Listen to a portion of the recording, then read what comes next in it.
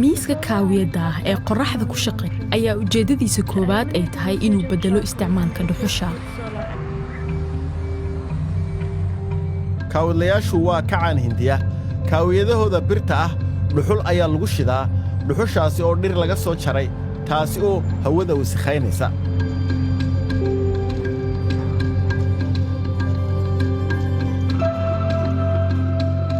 waxaan arkay kaawiyadlayaasha jidkeenna oo isticmaalaya dhuxul.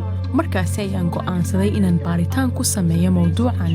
waxaan ogaaday in dhuxushu ay xaalufka iyo wasaqowga hawada iyo isbeddelka cimilada inay zaa'idiso.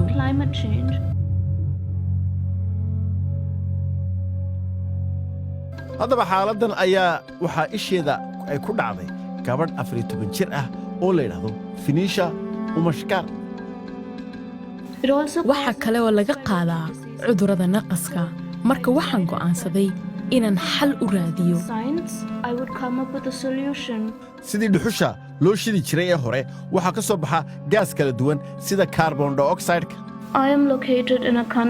waxaan deganahay dalka Hindiya oo sanadkiiba 300 oo maalmood ay qorrax fiican jirto. marka tamarta qorraxdu waa tan ugu weyn ee korontada laga helo. markiiba waad isticmaali kartaa. tamarta qorraxda hadda batari ayaa lagu kaydin karaa, taasi oo koronto siin karta 6 saacadood kaawiyadda. haddaad doontana waad ka sii badin kartaa haddaad batariga badiso.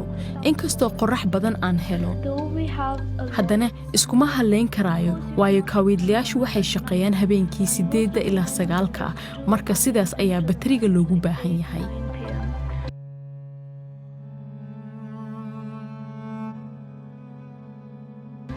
Finisha waxay nashqadaysay kaawiyad cusub oo ku shaqaynaysa tamarta qorrax. miiskani haddaba waxa uu yahay mid ah kaawiyadda wareegta. waxaanu leeyahay meel moobilada laga buuxsan karo, taasi oo ay lacag ka helayaan. Finisha waxa ay rashaynaysaa in maalin maalmaha ka mid ah hal abuurkeedan lagu isticmaali doono qaaradda Aasiya inteeda badan iyo weliba Afrika. hadda waxaan soo wadaa oo haray oo keliya inaan hoon ku xiro dhawaaqa oon ku sheega in kaawiyadlihii taagan yahay.